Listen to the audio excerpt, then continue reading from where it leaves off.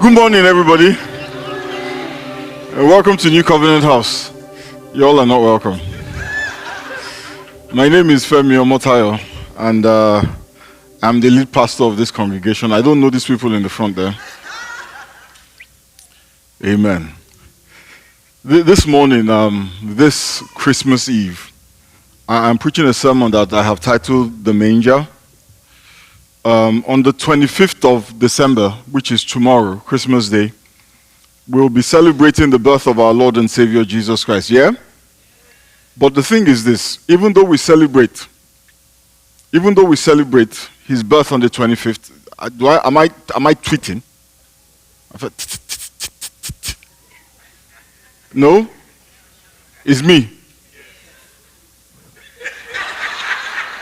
You guys,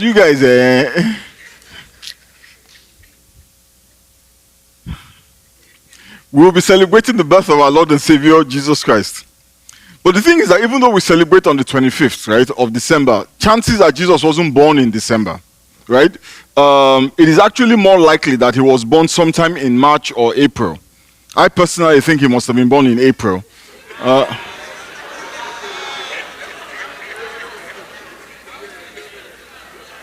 Why are you people like this? Why are you like this? The reason why I think he was born in April, there are biblical reasons. The Bible says that the angel appeared to the shepherds, right? And the shepherds were outside. They can't be outside in the winter because it will be too cold, right? So they are outside in the spring, and the height of the spring is April. It's okay. And I was born in April.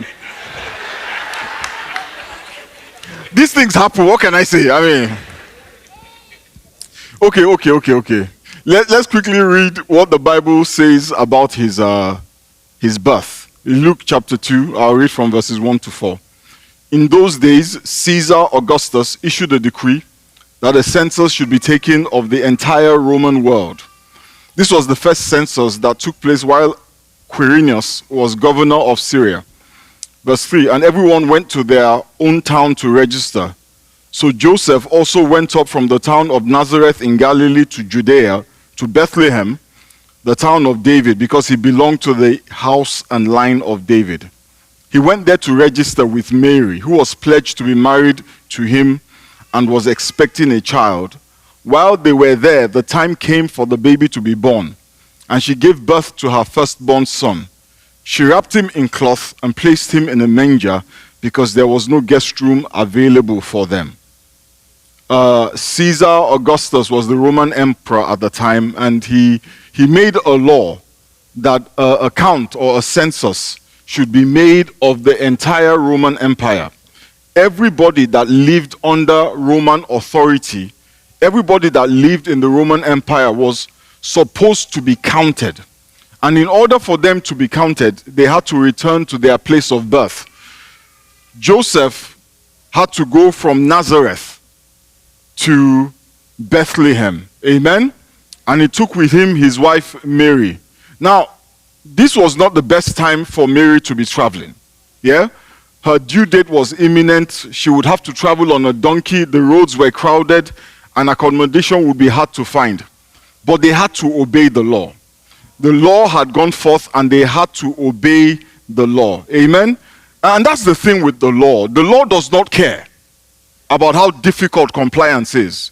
The law does not care about your condition. The law does not care about anything but justice. Under the law, there is no room for sympathy.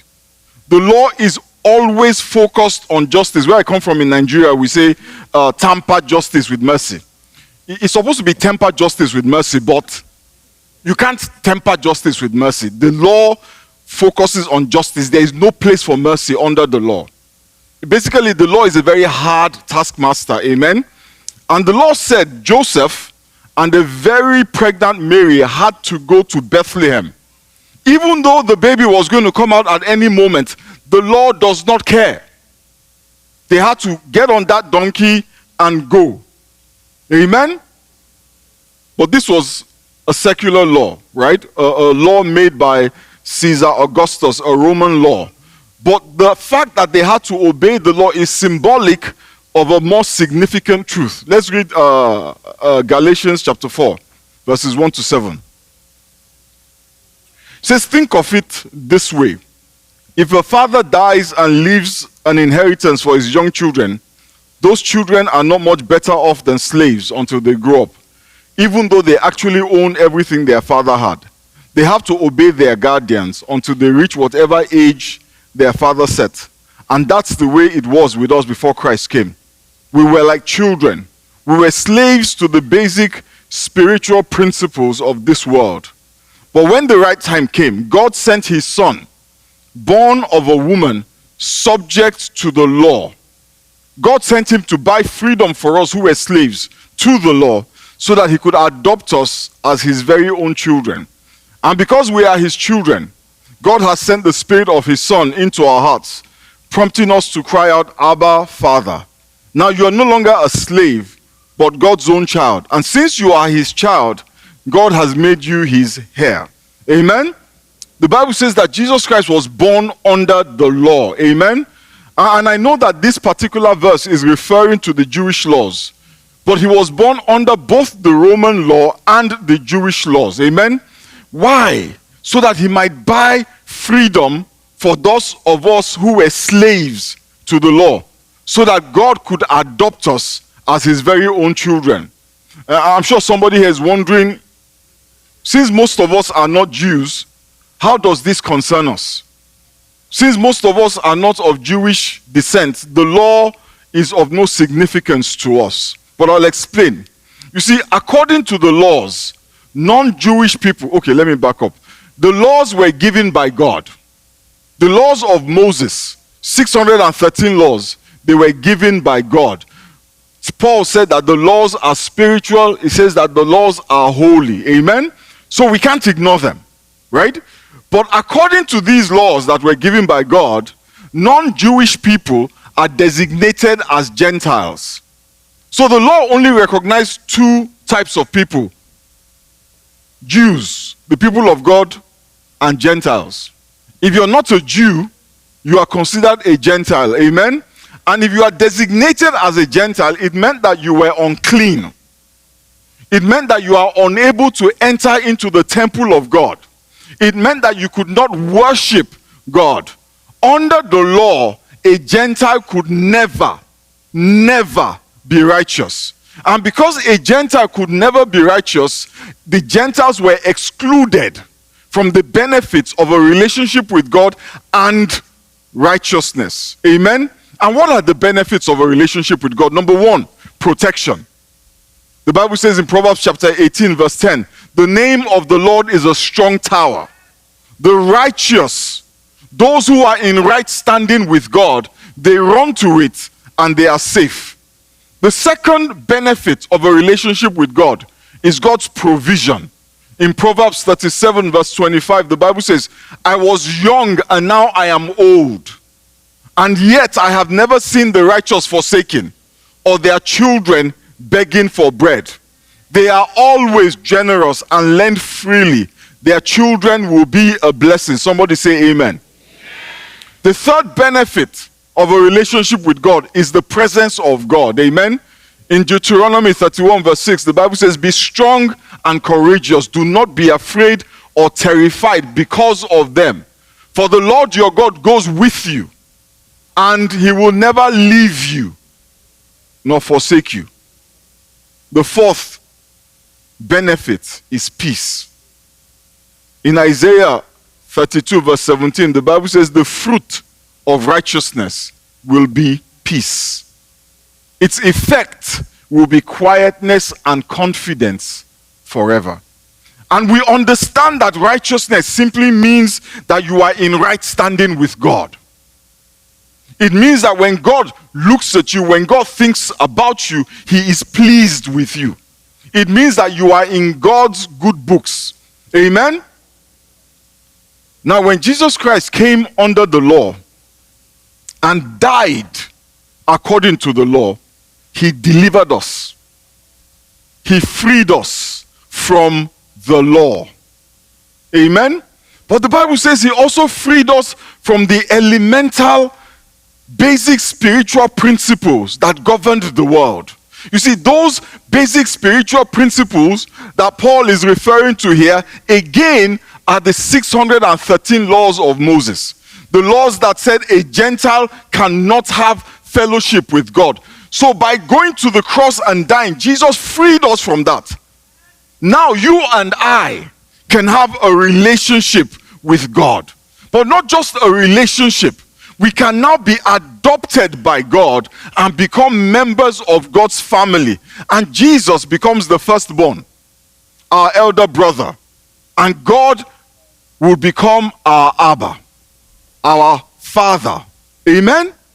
Now the Bible says that when Jesus was born, he was born, well, the Bible doesn't say this, but we always assume that he was born in a stable.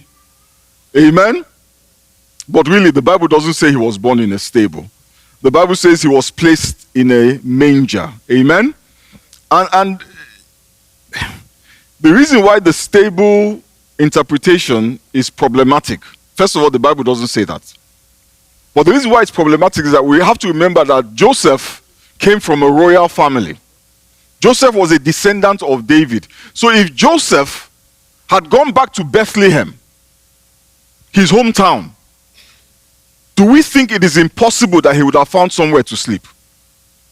No.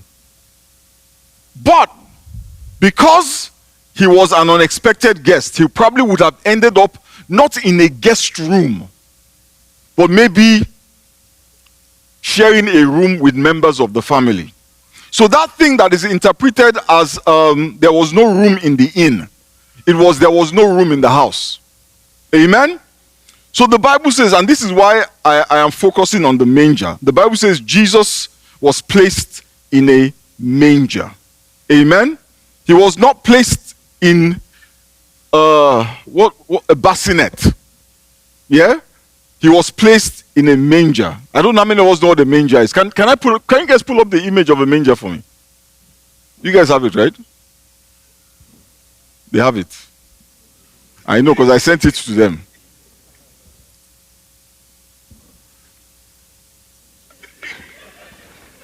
I'm not seeing the manger.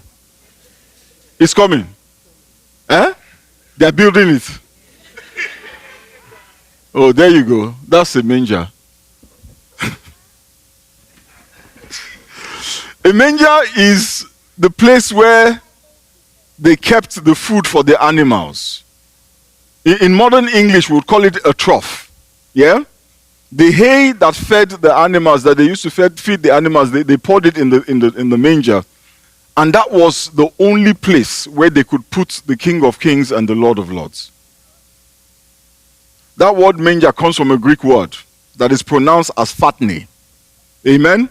And fatne simply means a feeding box. Right? A feeding box. A box for food.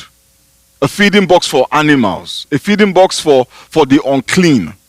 Jesus was born and he was placed in a feeding box. Amen? That's how he started life. The King of Kings and the Lord of Lords, he started life in a feeding box. Amen? In the middle of God knows where. Let me read John chapter 6 verse 30 this morning to 35. So they asked him, what sign then will you give that we may see it and believe you? What will you do? Verse 31, it says, our ancestors ate the manna in the wilderness as it is written. He gave them bread from heaven to eat. And Jesus said to them, very truly I tell you, it is not Moses who has given you the bread from heaven, but it is my Father who gives you the true bread from heaven. For the bread of God is the bread that comes down from heaven and gives life to the world. Sir, they said, always give us this bread. Then Jesus declared, I am the bread of life. He was born in a feeding box. And then he says, I am the bread of life. Whoever comes to me will never go hungry. And whoever believes in me will never be thirsty. Jesus Christ placed in a feeding box, basically a bread box for animals, says, I am the bread of life. Whoever comes to me will never go hungry. Whoever believes in me will never be thirsty. But hungry for what? Matthew chapter 5 verse 6 says, blessed are they that hunger and thirst for righteousness, for they shall be filled. He is the bread that satisfies our yearning to be in right standing with God. If you are hungry, amen, to be right with God, the answer is Jesus. If you are hungry for God to look upon you with favor, the answer is Jesus. Without Christ, you cannot be in right standing with God. There is no amount of work you can do. The Bible says, by the works of the law shall no man be justified. Jesus Christ says, I am the way, I am the truth, and I am the life. I am the way to God. I am the truth of God. And in me is the life of God. Hallelujah. If you are hungry to be right with God, if you are hungry for God's presence in your life, for God's protection, for God's provision, if you are hungry for peace, if you are hungry for joy, the answer is Jesus.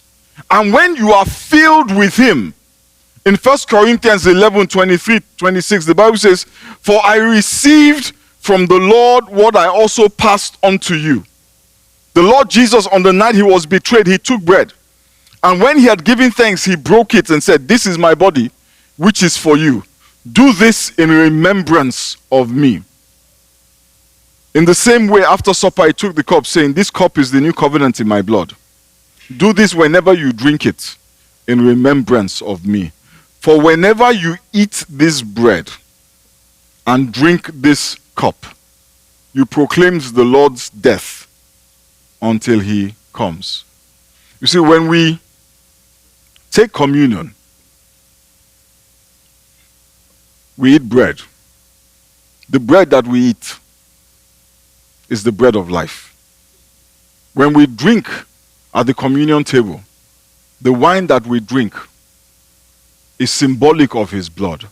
And the Bible says that the life of the animal is in the blood. So when we take communion, we are actually filling ourselves with life. Jesus Christ was placed in a feeding box for animals. The very definition of that which is unclean. But he was the bread of life. And when we eat, when we accept his sacrifice, the sacrifice that paid for our sins, the sacrifice that was made so that you and I can be in right standing with God. The Bible says when we accept that sacrifice, when we eat that bread, we are filled with righteousness. So much so that the Bible actually says in 2 Corinthians chapter 5 verse 21, God made him who had no sin to be sin for us, so that in him we might become the righteousness of God. You know, one of the things that people forget, the Bible doesn't really talk much about the birth of Christ. There aren't too many stories in the Bible about his birth, other than what we have just read. There are stories about there are verses and paragraphs about his genealogy, but his actual birth, there's not a lot of detail. But if you go to his death, the Bible talks about it copiously. Because his death is of the most importance. You know, one of the early fathers of the church, Origen of Alexandria, he complained about the Romans. He said they were pagans. And one of their pagan activities was celebrating their birthdays. You see, Christmas is not in the Bible. The celebration of birthdays is not in the Bible. So as we live in a world where Christmas is celebrated, I want to bring us back to what is important. The death of Christ. Of course, he had to be born in order to die.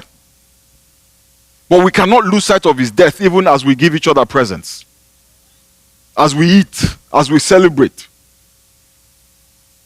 The most important thing that could happen to humanity, that could happen to you and I, is that Jesus went to the cross and died. And because he died, you and I, can you imagine? You are the righteousness of God in Christ Jesus. Hallelujah. Let us bow our heads and pray.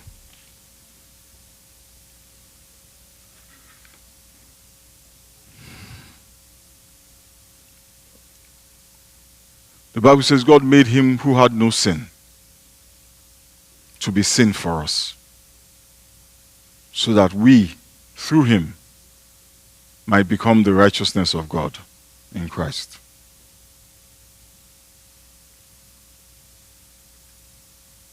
Through Jesus, you are in right standing with God. If you have at any point in time prayed, Father, thank you. I accept the sacrifice of Calvary. I accept that Jesus died for me. If at any point in time you have said that prayer, I want to assure you this morning that you are in right standing with God. You are in right standing with God. You are right with God. And one of the benefits of being right with God is that you can open your mouth and you can pray. And God hears you. And he answers you. But if you've never accepted that sacrifice, you do not have the righteousness of God. Doesn't matter how good you are. Doesn't matter all the good things you've done. Your goodness stems from a place that is unacceptable to God.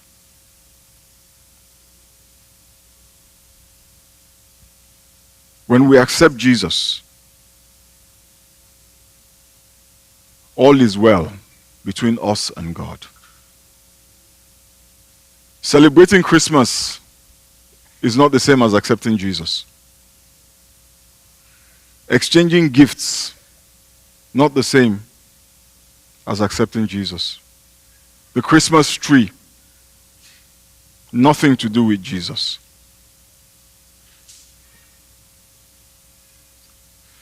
Father, we thank you. Almighty God, we give you praise.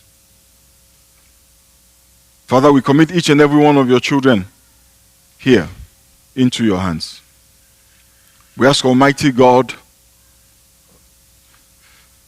that the righteousness that we receive through Christ, Father, will be made manifest in our consciousness.